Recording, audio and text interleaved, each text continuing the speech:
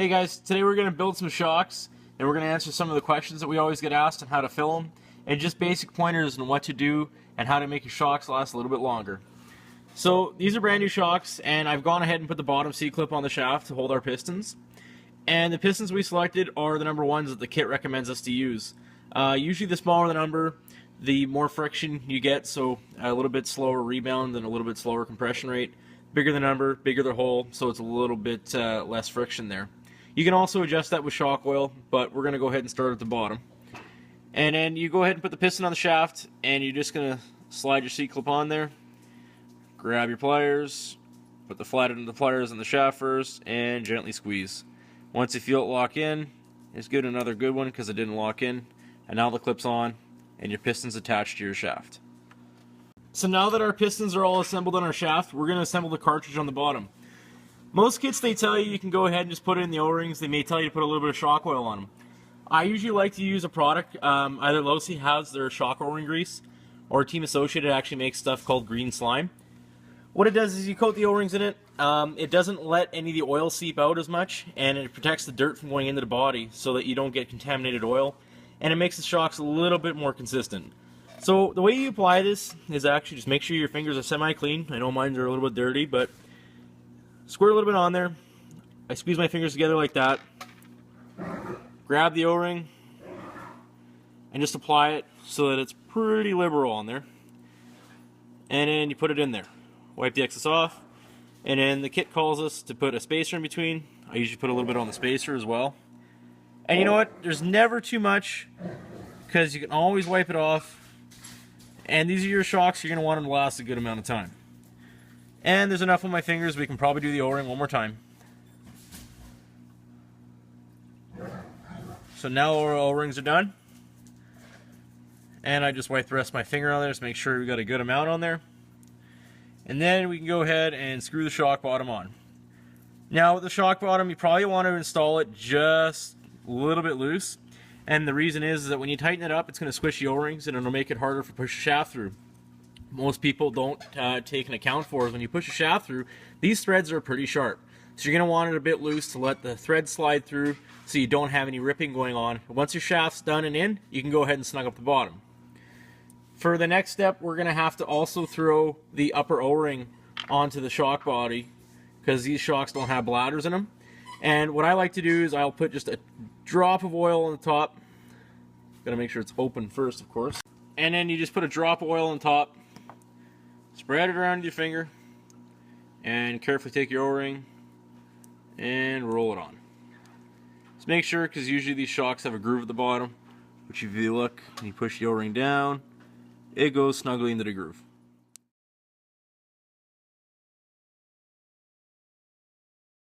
Okay, so all our cartridges are in the bottom of our shocks, and now, as you can tell, we got our longer shock rods and we got our shorter ones. So our bodies are two different sizes as well. Pretty obvious, long goes with the long, short goes with the short. Our kit requires us to put a little bit of shims underneath the piston and the long ones just to limit the travel in the back. So they say 3 per side. And you can do this to pretty much any shock. If you have a shock that's too long, you can limit the bottom and you can buy spacers that are the same size as the shock shaft, or you can even use like nitro fuel line some guys use too. And basically what you're doing is you're just pushing the piston up in the body so it's not as long, because if you didn't have the spacers, it'd be a little bit longer. So if you have problems with dog bones popping out of cups or axles wearing out, if you want to lower your car a little bit, that's the way you can do it. You just got to remember that if you have your piston up, you're still going to have limited up travel. So if you are using too long of a shock and you're trying to limit it a lot, you're not going to get the full effects of having a real shock in there that is the right size, because you won't have all the up travel you need. So we go ahead and we got our spacers on, and then like I say, you want to be pretty delicate. You want to make sure that you get it dead straight in the hole, and you should have pretty smooth action here. You don't want to rip anything. So if you notice it's kind of stopped, I usually just twist mine a little bit. As you see, it popped right through. And there's the excess green slime on there. Wipe it off in your finger, pull through, and just snug those up for now. And I use the stuff that pops out just to redo the threads on the next one I'm going to do. Same process. Okay, so now that we got our shock shafts in with our pistons assembled and we snug up the bottom of our cartridges here, the kit requires us to put 2 O-rings on the bottom of the shock, and that's just like a bump stop. So if your shock's traveling all the way up, it just adds a little bit of cushion there so it doesn't bottom out as hard. And it can also help for limiting so your car doesn't hit the ground on the chassis, and then it stops it from wearing out prematurely. So bump stop on there, and the fronts don't require anything. And now we can go ahead and install our end. But this is where a lot of people mess stuff up, and I see this all the time, is people will just grab any set of pliers and they'll go on the shaft, which is bad. These shafts are polished for a reason because they go in and out of that O-ring. So if there's any nicks or grooves, or sometimes they're chromed, so if the chrome starts peeling off, that's going to go ahead and eat at your O-ring. Your O-ring goes, doesn't hold fluid, your shock's shot. It's garbage, and you could waste a whole set of shocks by doing that. So what you want to do is you want to make sure that you have, like, these aren't ideal pliers, of course, but I'm building with limited supplies today. So usually what I do is I'll line them with something like a cloth or a little bit of paper towel, and you don't want to grab on them too hard, but what you want to do is just hold snug enough on them that you can get the end on. There is actual shock shaft pliers that we do sell at Eliminator-RC, and we also have plier adapters for shock shafts and other systems we can sell you. But the main goal here is not to mar up the shaft at all. So you go ahead and hold it, and you're going to want to start threading it. And these ones don't have any thread in them yet, so you just got to be nice and gentle on them and get them dead straight and push while you're turning. And as you can see, it's going on pretty easy now that I got it on straight. If it's going crooked, you shouldn't push it. And if you notice the shaft starts spinning, you're going to want to stop because you can actually damage your shaft. And if you look at our shaft, there's no marks, no marring, and we snugged ours right up. Some kits require you not to put the shock end all the way up, but this one we're going to bottom them out just because that's where they're supposed to be. Okay, so all our shock ends are put on now, and here's going to come the most important part. Now, this is going to vary for depending on the type of shocks you have, whether they're piggybacks, whether you have a bladder in there, no bladder. These ones are bleeder shocks. They use an O-ring on the top to seal it, and then they got a bleeder hole in the top, which is most common on most race shocks. If you have a bladder, you're going to fill it all the way up to the top pretty much, and then you're going to want to slowly compress the shock because there's always going to be an air bubble underneath. And you don't want to have the piston come up past the oil, because what's going to happen is if you come up past the oil, you're going to suck more air in as you pull it down, and that's going to do the opposite effect. So we're going to use the same shock oil front and rear, and this is Associated shock oil. Very important you use a good quality silicone shock oil like Associated or Losi, because if you're going to have temperature changes like we do here when it's cold and hot, you don't want your oil changing viscosities on you. You want it to be consistent. So as you can see, I filled it up. There's no bubbles in there, which are pretty good. And we're slowly going to push down so we don't have it come up. And if you look, I'm going to stop right there. We can't go any higher anyways, but some shocks you can. And we're not putting the piston too far up. And if you look, it's bubbling as it gets pulled down. What I'm going to do now is just top it up. And because I have limited resources here, I don't have a shock stand. Usually you want to let them sit and stand. So we're just going to use a socket for now. Something heavy just to hold it up. And I'm going to fill the rest up.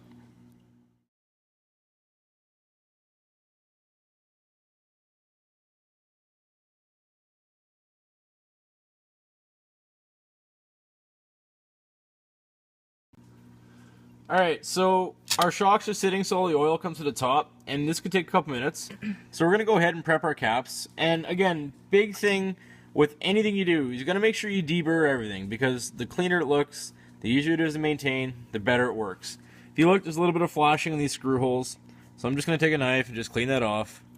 And that's another big thing that a lot of people don't do, and that causes a lot of problems, especially on stuff like shock pistons. And it just takes a couple seconds to do, and it makes or breaks whatever you're doing. Alright, so I've cleaned it all off. I've got the bleeder cap screw here, and I'm just going to run it in a couple threads, just to make sure that it's going to go in nice and smooth. And again, you want to be really straight on it to make sure you get good threads into it. And we've got a couple threads cut now, so that one's ready to go. The reason why I'm doing this is because when you get the cap on the shock, you're only going to have a couple seconds to get everything done, and you don't want to be fumbling with the screw in and let air in. Our caps are all prepped, And if you look at our shocks, there's no bubbles anywhere. It's nice and clean. And sometimes if you don't fill them properly, it can take up to an hour or two for the bubbles to come to the top. And if you come to the store, we actually have shock pump tools. And what it does is it places the whole shock in like a vacuum chamber, and you're sucking all the air out, so it sucks all the air out. And even this shock, I guarantee if you put it in there, there'd still be a little bit of bubbles that come out of the bottom. Because you never 100% get them out, but you can get them pretty close to perfect like these ones. And make sure your shaft's all the way down to the bottom, and you can check it a couple times by pumping it. But again, make sure you don't put the piston all the way to the top, because that will suck more air in, and you'll have to wait a lot longer. And I don't know about you, but waiting longer for something to happen is just not in my books. So we're going to top it up here. And usually I like to see a little bit of a bubble at the top. Just like that.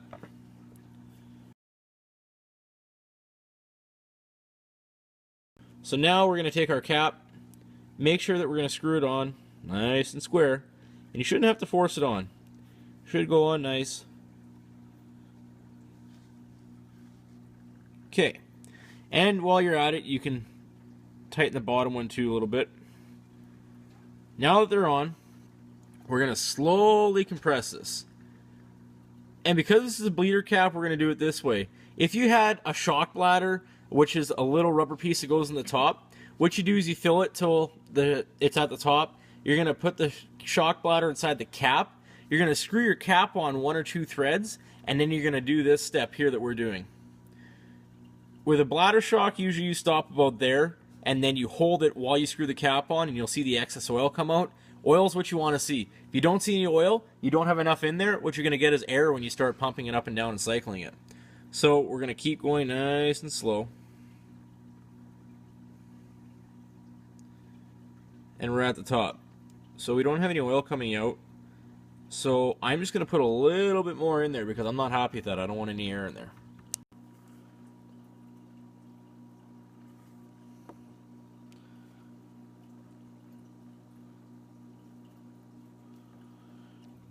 Quick trick too is if you don't have it threading on the way you want, reverse thread it, like spin it backwards, it'll pop it on the right track for you. So there you go. Now our piston's all the way at the bottom. You can start cycling it up. It's nice and slow, and there's our oil you want to see. So I'm going to put it all the way at the top. I'm going to get my screw again. Should have had this ready, but wing it. And because we started those threads, it's making it a lot easier. And make sure you hold the shaft at the bottom because it's going to want to pop down on you. And it'll be inconsistent if you don't. And you don't want to over tighten these screws because they're just plastic caps. And we got really good Allen keys, so it's hard to get the Allen key out. And now you can take your paper towel you actually use for your pliers. You want to clean it all off really good. Because it's silicone-based oil, it's going to be a bit sticky. No big deal. And Associated gives you these pretty cool wrenches. They're actually for tightening down your shocks. So, do that.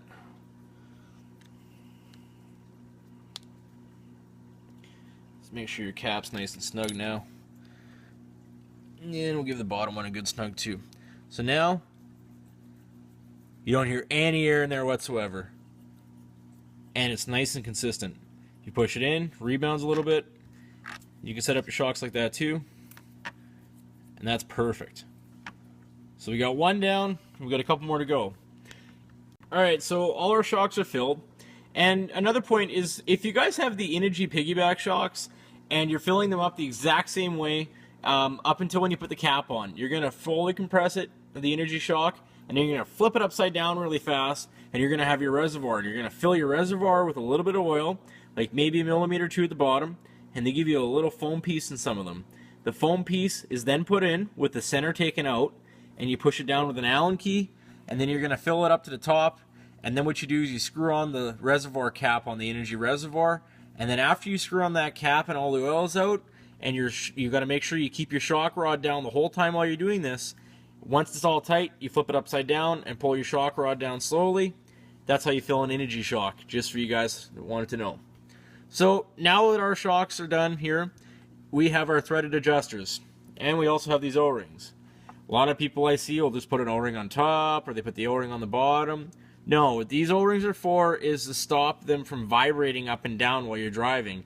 And if you look very closely, there's a little groove in here. Right where my knife is, that O-ring actually goes inside that groove. So what you do is you lay it over top. I put one finger on the bottom, stop it from popping out the bottom. And you just sandwich the O-ring in there. And you push it in. And there you go. It's in the groove. Okay, so now our O-rings are installed. And what I do to make it a little bit easier to install the threaded adjusters onto the shock shaft is I'll put a drop of shock oil on my finger. Simply just put it inside on the O-ring and rub it around. And that just lubricates the O-ring. Another common thing is when these off-road shocks get used with the threaded adjusters, a lot of people won't clean them off when they try adjusting them. So what happens is you'll end up unscrewing the shock body, and then you'll lose your fluid out of there and you'll have to refill it. Or you could actually cross-thread the adjuster, because I've seen sometimes where people thread them so hard they jump and they skip inside. So make sure when you're going to make an adjustment, a good idea is to have an old toothbrush with you, and you just scrub the threads really good. You can give it a blast of nitro clean just to clean it out, and then you go ahead and you can adjust them after that. So I'm just going to screw these all the way to the top, because I usually like starting at 0 with mine. Just like that. Threaded adjusters on, I'm going to go ahead and put our ball ends on. If you look here, you notice that there's a bevel end, and this one's more of a square cut end. So usually what you want to do is you want to install in the bevel end, because it'll be a little bit easier to go in and you won't bruise it. What happens when you bruise a rod end is it'll get tight. So if you try to push it through that way, you could burr it, and then your ball will be stiff and your suspension won't be free floating.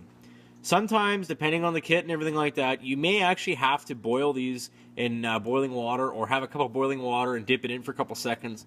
You pull it straight out and then you pop your end in. And you want it to be nice and free floating. It should fall on its own weight. If it doesn't fall on its own weight, you can't have that. It's just going to bind, and it's not going to be a good situation. So our ball's going to fit into there. I usually like to install them as square as I can. So I'll put it on the flat of the pliers and just gently push, and there. And if you look, it falls on its own weight. So that's perfect. But yet, it's not so loose that it's going to come out on its own. So if you gently grab it there, not too tight where you're going to bruise it, but it doesn't come off. So that's actually a really good one, because if you actually shake it, it'll bounce up and down too, which is what you want to see. Alright, so the end is near. Long shock spring on the long shock, of course. And these, we have two different ends. Of course, the long one goes with the long one. And there's our spring ready to go.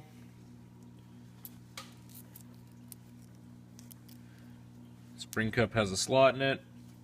Get the right cup though. And it slides over the shaft. And we're ready, set to go.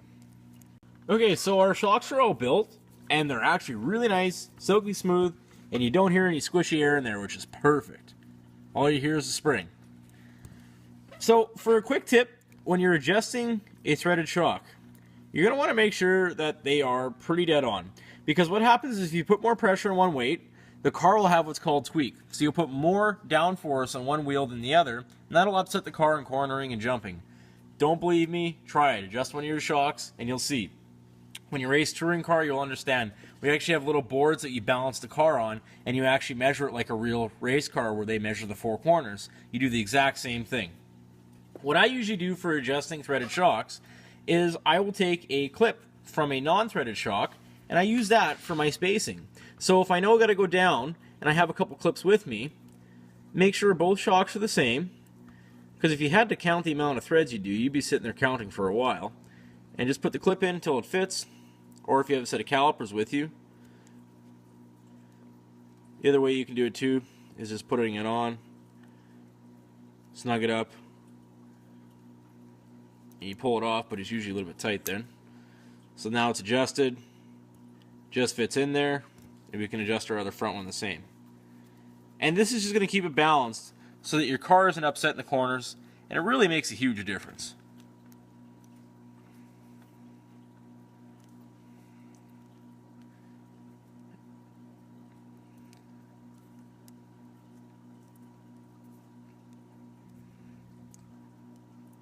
Perfect.